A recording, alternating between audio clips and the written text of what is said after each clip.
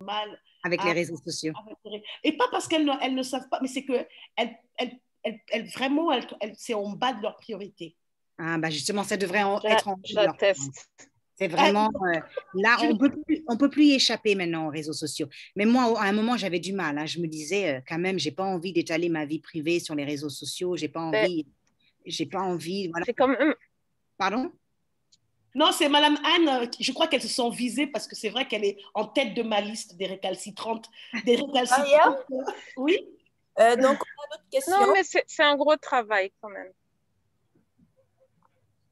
Oui. Alors, oui, Adja, on va avancer parce que je crois que ça... Vas-y, Awa. Il n'y a pas de souci, Mariam. J'ai encore quelques minutes, il n'y a pas de problème. Il y a une question de Madame Ndeye Khadidiak. Ah, donnez-lui la parole à Ndeye Khadidiak. D'accord. Voilà un autre prototype. Excusez-moi, je vous expose, comme le groupe est un peu plus petit, je peux mieux exposer ces dames. Alors, une femme excellente dans son secteur, elle est directrice générale adjointe de CGF Bourse, mais, un grand mais. Oui, je lui demande de réactiver son micro. Tout à fait. Je vois une question intéressante là, Mariam, sur l'autopromotion, pour ou contre. Vous êtes pour, mais des fois, les internautes les voient autrement. Est-ce que c'est un problème de culture? C'est une question très intéressante. C'est Fatima Camara, je pense. C'est un problème de l'autopromotion. En fait, il faut savoir trouver le juste milieu. Voilà. C'est pas évident toujours. Il faut faire assez, mais pas trop. Parce que sinon, après, les gens vont dire, oh, celle-là, elle veut se montrer, elle veut, voilà. Voilà, il faut en faire un peu, mais pas trop. Moi, par exemple, je suis souvent confrontée à ce problème où j'ai des téléspectateurs qui veulent savoir ce que je fais, où je suis en vacances ou autre. Et je me dis, quand même, c'est ma vie privée, je n'ai pas envie de montrer mes enfants ou de dire où je vais en vacances parce que peut-être que les gens vont le prendre mal, ils vont se dire, ah, elle a une belle vie, machin et tout. C'est vrai que c'est très difficile. De temps en temps, je mettrai quelque chose, voilà, dire j'ai enfin pu prendre des vacances. Moi, je suis pour l'autopromotion, mais il faut savoir trouver le juste milieu pour pas en faire trop. C'est pas un problème culturel, je pense forcément, parce que je pense que c'est un problème. C'est pas la culture le problème. Quand on fait de l'autopromotion, je sais que dans nos cultures, on nous dit toujours d'être un peu plus discrète quand on est femme et autres. Mais je ne pense pas que ce soit un problème culturel. Peut-être qu'on peut en parler, vous me parlez de votre expérience, Madame Fatima Camara, mais moi, je pense qu'il faut la faire en trouvant un juste milieu. Allez-y, rapidement, Awa. Madame Ndeye Khadidiak, qu'est-ce que vous pouvez prendre la parole? Je suis là. Je sais que Mariam voulait m'entendre. Absolument. Bonjour et merci beaucoup à Madame Thibault. Ça nous fait énormément plaisir de vous voir. Merci. Et de vous entendre échanger avec nous. Oui, vous nous donnez beaucoup de tips et ça nous permettra d'avancer un peu. Donc, on parlait de réseaux sociaux et je voyais déjà la tête de Mariam dire, voilà, j'ai le prototype. Et c'est bien moi. En général, c'est surtout, je crois qu'on a beaucoup de pudeur. Oui, c'est la pudeur, c'est vrai. Je crois que c'est beaucoup de pudeur.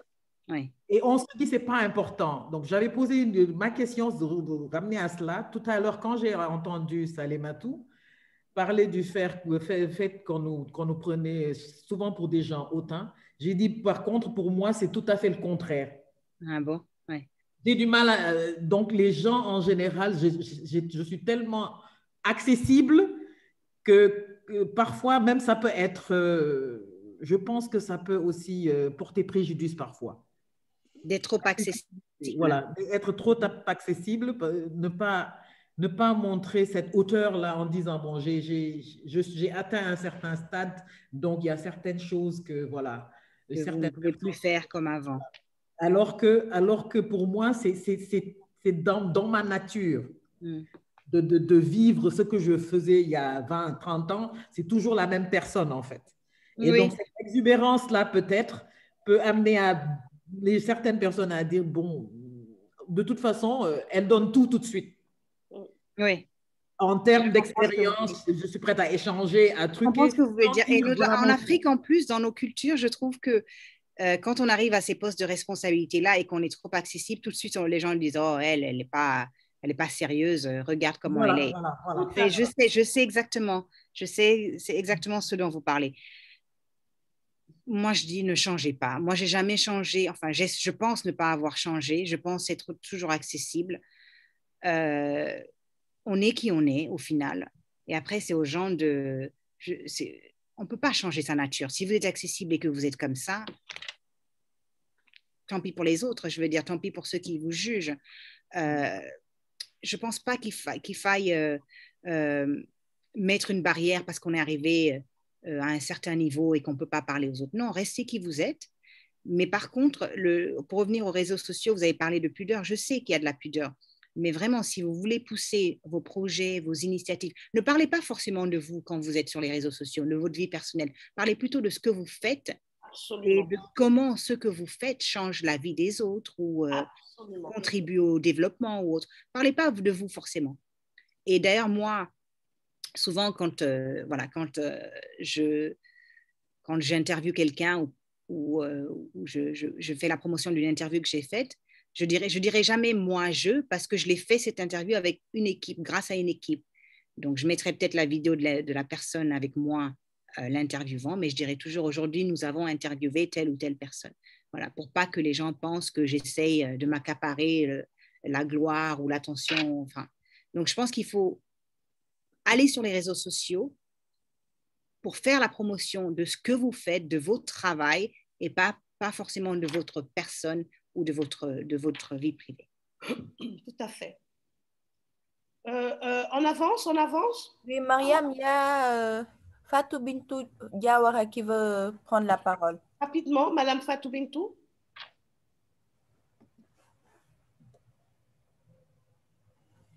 Allô?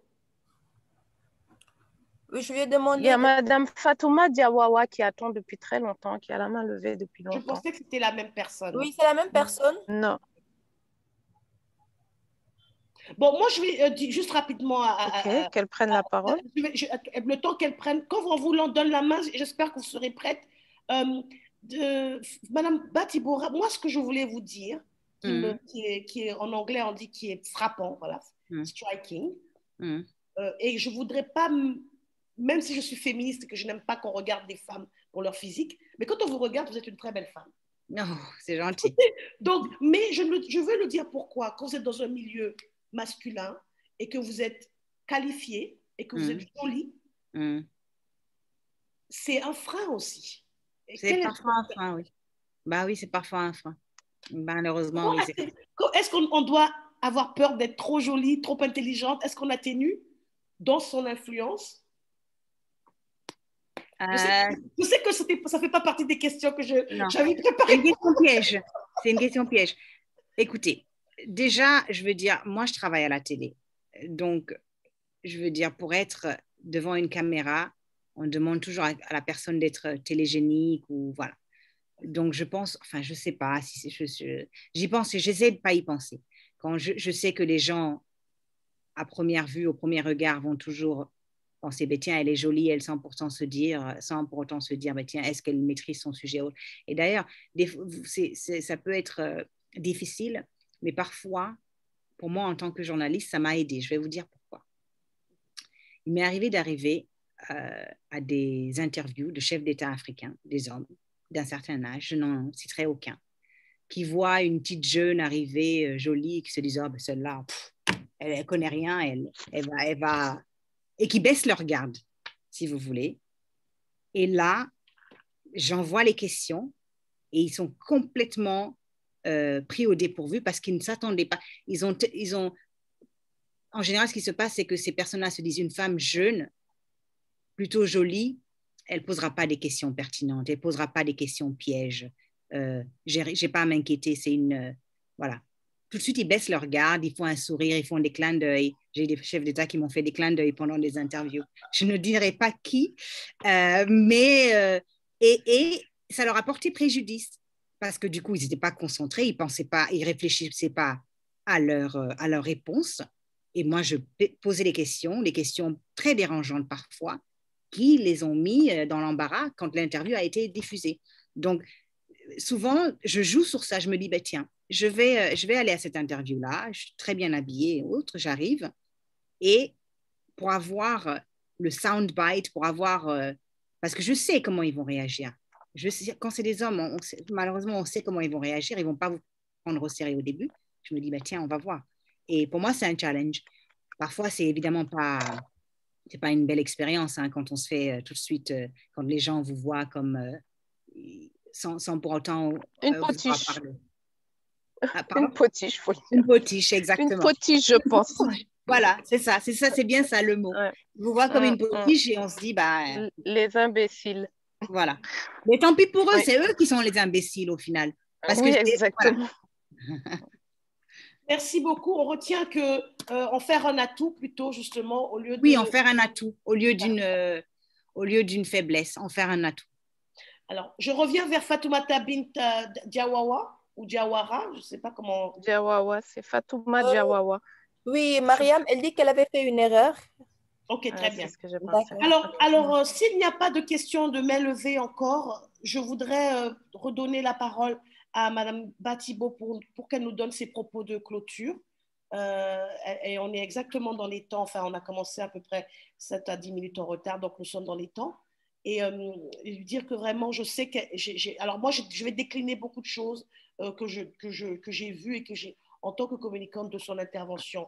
Mais à elle, son mot de clôture, sur quoi elle veut. Écoutez, moi, je vais vous dire, pour réussir en tant que femme, aujourd'hui, dans ce monde qui est en constante évolution, les choses ont changé. Je pense que c'est beaucoup plus facile pour nous aujourd'hui parce qu'on a eu des exemples, parce qu'on a eu d'autres femmes qui ont déjà fait beaucoup de ce qu'on a fait aujourd'hui, nous.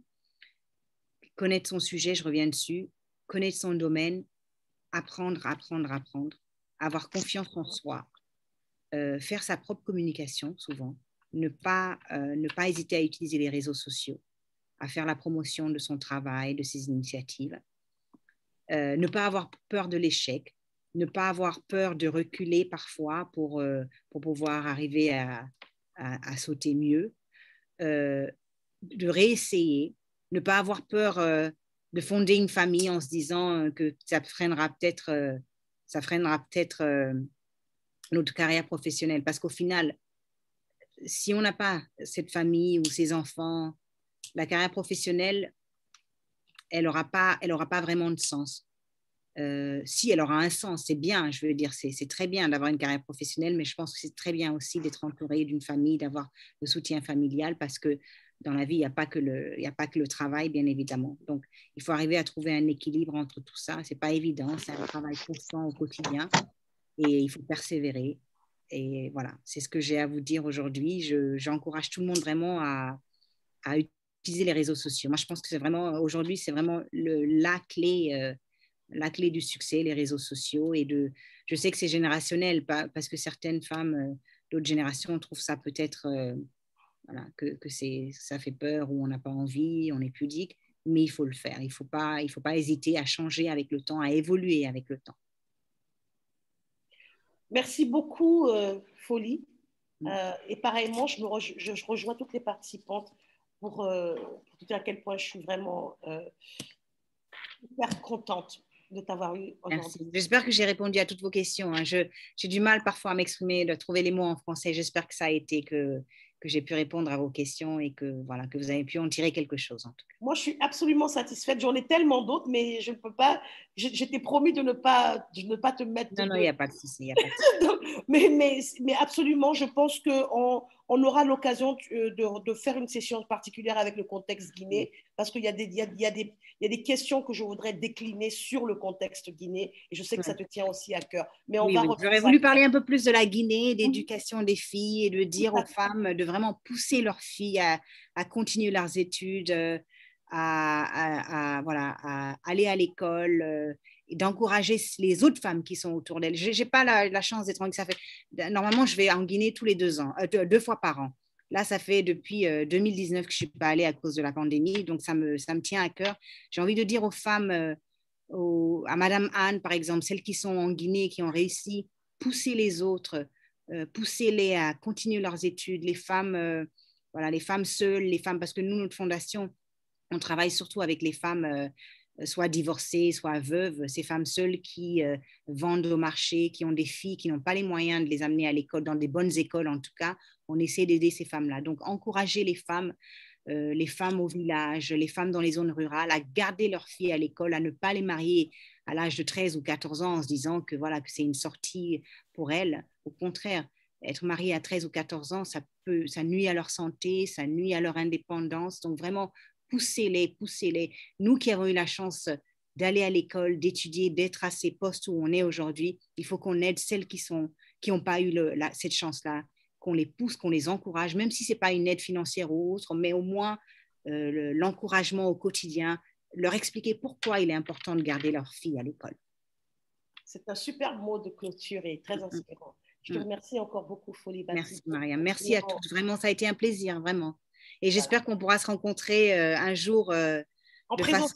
En présence, voilà, exactement. S'il vous plaît, Madame Folie. Oui. Admiratrice de retour. Oui.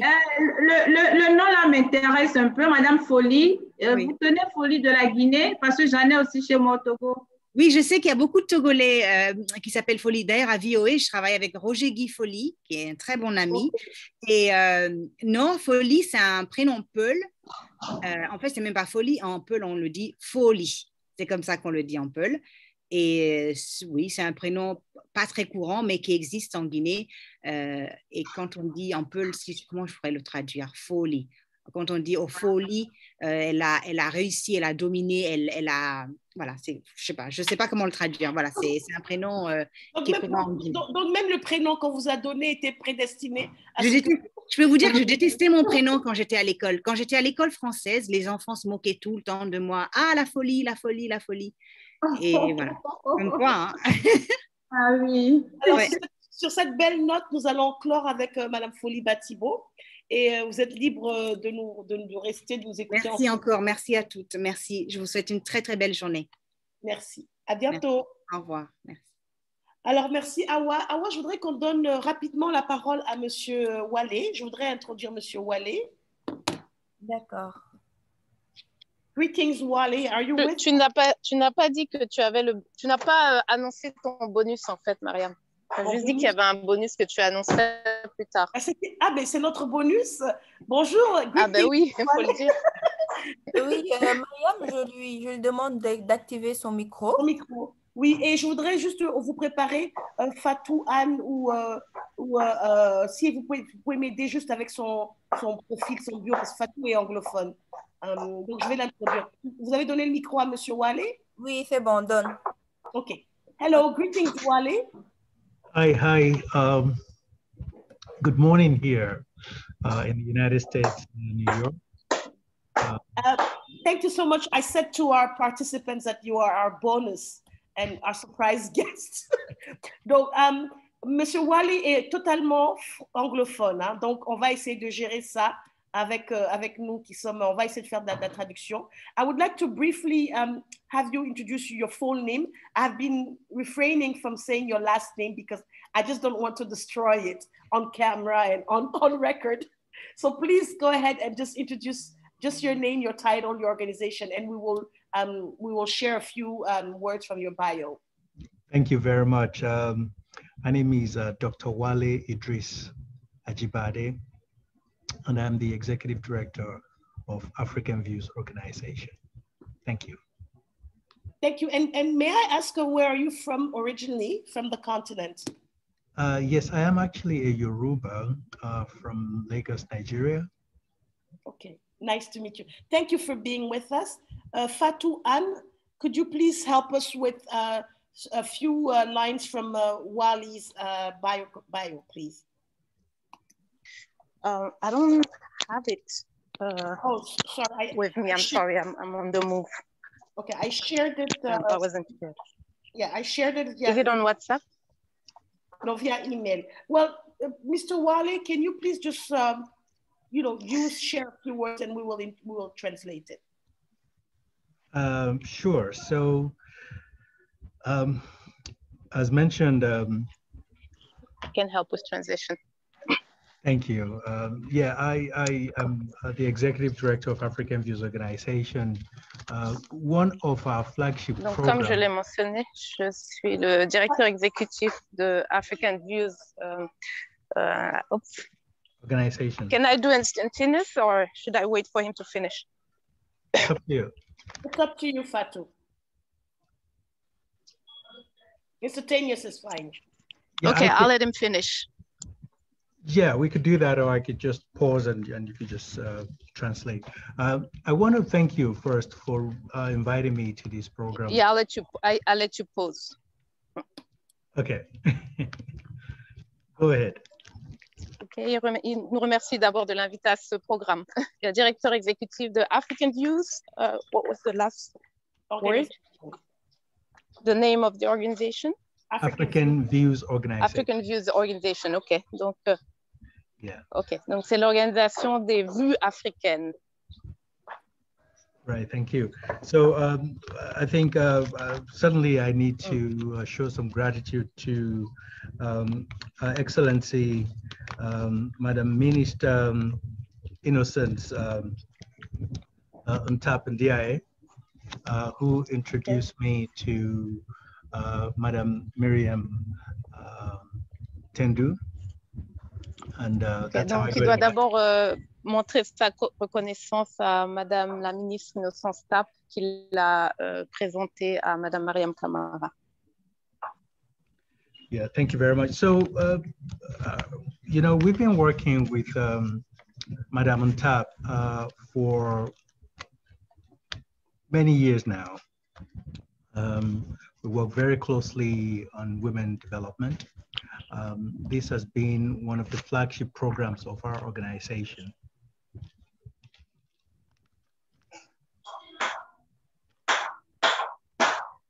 Donc, ça fait plusieurs années qu'il travaille avec Madame Innocence Ntap sur des questions de femmes et développement. Et ça a été l'un des programmes clés. And over the years, we've developed two specific programs. One is the Anti-Violence Against Women Act, and the other is Gender Harmony. Gender Harmony. Harmony, ok. Donc, dans les deux, ils ont développé deux programmes phares. Le premier, c'est une loi qu'on appelle Acte sur la violence basée sur violence contre les femmes, pardon. Et le deuxième, c'est l'harmonie du genre. Right. So these two programs are very important. The Anti-Violence Against Women Act is a program that encourages governments to honor the provisions for women in their constitutions. Because what we've learned is that all constitutions have provisions for women. However, some constitutions, very few of them, are not gender sensitive. That is, they do not spell out the specific interest or programs that are particularly and specifically dedicated to the empowerment and the advancement of women in their countries. En fait, ils se sont rendus compte que la plupart des constitutions dans les pays prenaient en compte le genre, mais qu'il n'y avait pas une réelle mise en œuvre. Et donc, c'est sur ça que leur initiative s'est portée, sur l'inclusion ou la prise en compte au moins des questions de genre dans les constitutions et donc, je suppose, les structures juridiques des différents pays. Thank you. So our work really is with the Anti-Violence Against Women Act is to ensure that government honor this promise or this item in their constitution. That means they are encouraged to work directly with women, to make sure that they understand the challenges that women face in their own country, according to their own culture, according to the interpretation of the women in their own countries. This makes it very important to bring this understanding to bear because women issues, as we have learned, are different across the board. based on culture, based on religion, based on many, many different perspectives, according to different countries. Donc, l'idée de leur projet, c'est de s'assurer que les gouvernements respectent en fait leurs engagements vis-à-vis de ces questions de genre et de femmes, parce que, comme on le sait, ces questions sont... Enfin, excusez-moi, j'ai été coupée, mais sur la fin, il disait qu'on sait que ces questions sont différentes selon les cultures, les religions, etc. Et donc, dans chaque pays, il faudrait que la question du genre soit prise en compte et que les États et les pays puissent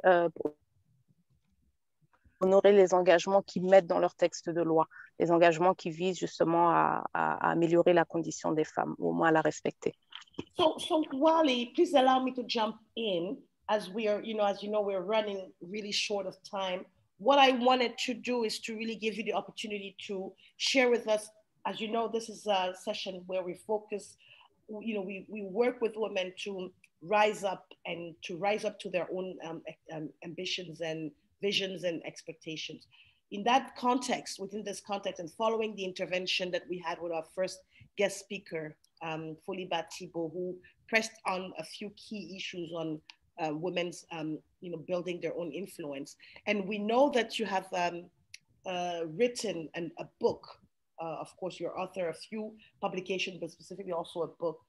Is there any message that you'd like to give our participants and our wider audience, because this is a recorded session, regarding what women can do to enhance their leadership, African women, of course? Thank you very much. I think definitely what is important is to ensure that women occupy leadership positions. And we're talking about key leadership positions in almost every sphere of life in society. It's critical for the country itself to have that orientation, to have that policy. And I must commend Senegal for taking a lead in this direction, because all over in the African world, Senegal has the highest rate of women in leadership positions, especially in government. And I think this is something that the rest of the continent can learn from Africa. So it's important to continue this direction. OK. Donc, pour eux, ce qui est important, c'est vraiment l'idée que les femmes soient à des postes de leadership, et ils pensent que le Sénégal, justement, a pris le devant sur la question, parce que dans beaucoup de leurs instances politiques, les femmes ne dominent pas, mais sont très présentes. Et donc, ils pensent que le Sénégal est un bon modèle à suivre, et qu'effectivement, il faut de plus en plus que les femmes soient dans des postes de décision dans la vie publique. Alors, merci beaucoup pour cette introduction, pour cette traduction. Mr. Wale, I would like to also give the opportunity to women to interact with you. As you know, the fact that you don't speak French is a little bit tricky for us, but I really wanted to give you some opportunity to share about African Views Organization, about your work and maybe your message. Je dis à M. Wale que le temps alloué est presque fini, enfin est fini. Est-ce que nos intervenantes voudraient lui poser une question? Nous aurons l'occasion de vous donner le contact de M. Wale. We will share your contacts with our leadership women. These are all women in leadership position. Donc, je dis que vous êtes toutes des femmes dirigeantes et que certainement le lien, il est une organisation accréditée donc, au siège des Nations Unies et donc il participe surtout lors de la commission du statut des femmes, la CSW. Et donc, je pense que c'est aussi un très bon contact en termes de réseau. Any last message that you'd like to share with us? Any final thoughts? Absolutely. I think it's important for us to know that the current tradition on our continent have been geared towards educating men at the cost of women. I think, obviously, we all know now that this has to change.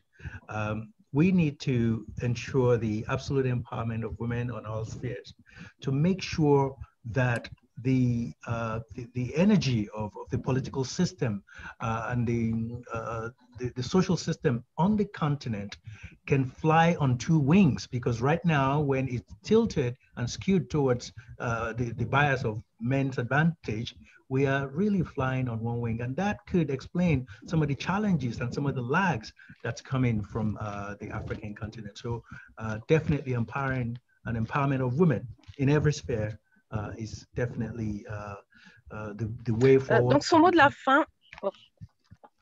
Thank you so much. Thank you. Thank you. It's a way forward, Fatou. Thank you so much, Wale. Thank you. We can't cut off that part. OK. Oui, Fatou? OK. Donc, monsieur... Oui, donc monsieur expliquait que pour lui, le empowerment, donc l'autonomisation des femmes, mais empowerment plus dans le sens du pouvoir d'agir des femmes, je préfère utiliser cette traduction, est essentiel pour l'avancement de l'Afrique. Aujourd'hui, la balance va plus au niveau des postes de décision et des directions vers les hommes et qu'on doit atteindre un rééquilibrage pour justement pouvoir avancer en tant que continent et se développer. Voilà, c'est un peu son mot de la fin. One quick thing to add, please, Miriam, is that we have to ensure that all of this is enshrined in the Constitution. We just don't want to take it for granted that, you know, it's something that's understood. We have to ensure that every constitution spells it out, that there is a unique focus on women advancence. Thank you. That's Alors lui, voilà, pour finir, il demande à ce que vraiment ce soit inscrit dans les différentes constitutions, que ce soit pas juste quelque chose dans les airs. Et d'ailleurs, je rassure Monsieur Idriss, je m'excuse, j'ai oublié le nom de famille, que en Guinée déjà, depuis la dernière constitution, bien qu'elle soit contestée, a consacré justement la question de la parité. Et donc un gros travail doit être fait effectivement derrière pour que ce soit diffusé et que ce soit pas seulement dans le texte, mais à tous les niveaux, comme il l'a demandé et expliqué, pour le besoin de l'avancement justement des femmes et de l'agenda féminin. Donc merci beaucoup, je pense que le message est entendu et compris. Et vraiment, son mot de la fin, c'est de dire que ça doit être inscrit dans les constitutions. Et au-delà, moi, je rajouterais qu'il faut que ce soit inscrit dans nos réalités. Merci. Excellent. Thank you so much, Mr. Wale. I'm traduit dans nos réalités. Et African Views, je m'excuse, j'ai traduit avec... Just to say that African Views va plus dans le sens de perspectives africaines plutôt que de vues africaines, comme je l'ai littéralement traduit au début. C'est les perspectives africaines, voilà. Merci beaucoup, Fatou Anne, pour ce travail instantané. Thank you so much, Mr. Wale. And I'm sorry it's so short, but as promised, we needed to have also on this Women's Month, our gender equality means that we're talking with men and we are working and fighting for women's advancement with men like yourself and others. So thank you so much. We will continue the program. And of course, it's all in French. I would love for you to stay with us if you care to, but if you have a machine that allows you to do the translation. Thank you so much again. Alors, nous allons continuer le programme. Alors, il nous reste exactement à peu près 30 minutes. Et en 30 minutes, voilà ce que je voudrais faire. Vous savez, je voudrais reprendre l'intervention de Folie Batibo. Et je vais vous dire à quel point je trouve qu'elle nous a vraiment mis, je dirais, l'eau à la bouche sur plusieurs points. Et je voudrais revenir donc sur cette intervention et vous donner, comme on fait chaque session, ce que moi je retire comme recommandation et ce que je propose comme action. Donc pour ce faire, je vais partager encore mon écran avec vous et je vais revenir sur ma présentation. Alors, est-ce que vous voyez mon écran?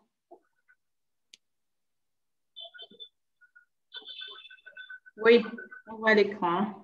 Très bien. Donc, alors, je vais essayer de mettre ça de telle sorte que vous voyez. C'est elle? Oui, je ne la reconnais pas, mais là. Il y a un micro qui est allumé. Oui. Fatou? Fatou, il y a un micro, je ne sais pas qui. Awa? Oui, my bad. Laissez-moi éteindre mon micro, pardon. Merci.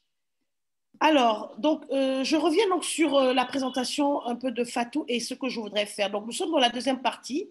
Et voici donc la deuxième partie. Donc, On a terminé avec Monsieur Wale et l'invité donc qui était Wale Idriss Adjebadé, donc directeur exécutif de African Views, chercheur et auteur.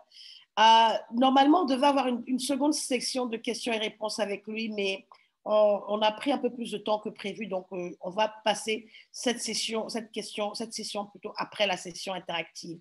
Et moi, ce que je voudrais faire, je voudrais utiliser les 20 prochaines minutes à parler des partages de cas et de bonnes pratiques. Donc, alors pour faire un suivi dans la suite des idées, je fais un rappel pour celles qui n'étaient pas dans la première session. Donc, la première session, c'était croire au changement. On était vraiment dans les grands concepts avec le docteur Odera.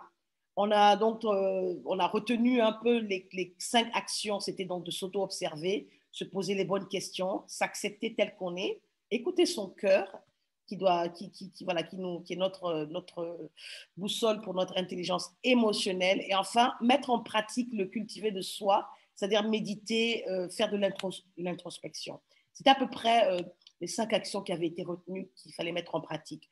Pour cette session 2, c'est la session de la semaine dernière, nous avons donc eu une femme de terrain, une ancienne ministre, une femme politique, une femme justement dans l'administration publique au plus haut niveau, et qui nous a partagé son engagement en continu. Donc, on était dans le thème de vaincre la peur en devenant le changement, c'est-à-dire oser prendre des risques. Et donc, on a retenu là qu'il y avait 5 actions qu'il fallait faire. C'était donc apprendre à sortir de sa zone de confort. Et je crois que Foliba en a parlé tout à l'heure. Quand on n'a pas peur avant de faire quelque chose qui est important, ou bien quand on n'a pas le trac, c'est que vraiment on est confortable là où on est, il faut que ça change. Il faut faire taire cette petite voix en sourdine qui nous demande de faire attention, qui fait qu'on se retient par moments. Il faut pouvoir discerner et comment maîtriser en tout cas cette petite voix. Apprendre à ne pas avoir peur du regard et du jugement des autres. Apprendre à se jeter à l'eau, donc c'est toujours la prise de risque, c'est-à-dire que quand on se jette à l'eau, on ne peut plus, on n'a qu'une seule option, c'est de réussir. Et enfin, ce qui était très important qui est ressorti, c'est que l'engagement, il doit être en continu, le même niveau. On ne peut pas être engagé aujourd'hui et demain on n'est pas engagé. Et c'est la constance qui fait que justement, on arrive à devenir le changement de ce qu'on propose. Et aujourd'hui, nous sommes dans la session 3 et la dernière session de la cohorte. Alors, on a parlé de gérer sa communication publique. Je voudrais revenir sur la différence entre la communication publique et la communication personnelle. Elle a parlé tout à l'heure de Folie. J'ai beaucoup aimé parce qu'elle a vraiment... Alors, vous avez bien vu, hein, elle a mis les points sur les i, mais j'ai envie de poser la question peut-être à nous toutes, puisqu'on a un petit groupe. Quand vous écoutez une Folie parler, quel est votre premier sentiment? Est-ce que je peux poser la question à notre groupe si quelqu'un veut, ou bien même répondre par chat? Je ne veux pas me mettre à répondre en premier. Mais après, en l'écoutant, quel était le premier sentiment? Est-ce que quelqu'un peut partager comme ça, je ne veux pas me mettre à choisir quelqu'un, mais vous avez dû avoir un ressenti. En anglais, on dit she knows her shit, mais surtout, son confort quand même, elle en a fait, hein, c'est son truc, donc elle est très confortable, elle est aussi naturelle. Tout à fait. Moi, ce que j'ai beaucoup aimé quand elle parle, je trouve qu'elle elle projette une image de confiance comme tu l'as dit, dans ce qu'elle dit, et elle arrive même, vous avez remarqué que même moi qui suis donc la présentatrice, mais ça c'est parce qu'elle connaît son métier, elle reprend le floor. Elle n'attend pas que je lui donne le micro. Par exemple, elle a remarqué qu'il y avait une question intéressante, elle lisait le chat. Moi, alors que moi, je ne lisais pas, j'ai laissé cela à mes co-modératrices. C'est-à-dire qu'est-ce qu'elle a fait? Elle vient en invité, mais elle prend contrôle de son espace. Elle est totalement au contrôle. À aucun moment, elle ne laisse cet espace au contrôle même de la personne qui est en train de s'entretenir avec elle. Mais c'est vraiment parce qu'elle est une professionnelle de haut niveau. Oui? Il y a Fatimata Kamara qui a levé la main. Oui, allez-y, Fatima, oui. Bonjour tout le monde, merci pour les différentes interventions. Alors moi, j'ai été très impressionnée parce que je la sentais vraiment, elle avait confiance en elle, elle maîtrisait le sujet et à un moment donné, elle a répondu à mes inquiétudes. Et de façon vraiment, je me suis vue en elle. Donc, j'ai vraiment adoré son intervention. Absolument, absolument. Est-ce qu'il y a d'autres feedbacks sur son intervention, sur cet aspect de comment vous pensez qu'on peut nous l'évaluer, hein? Comment vous pensez qu'elle a géré sa communication publique, son image?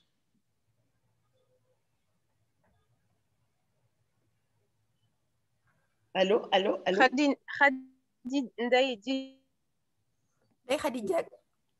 Confidence. Tout à fait. Tout à fait. Il y a un micro qui sonne, qui résonne. Alors, je voudrais juste rajouter ce que moi j'ai vu. Hein. J'ai vu une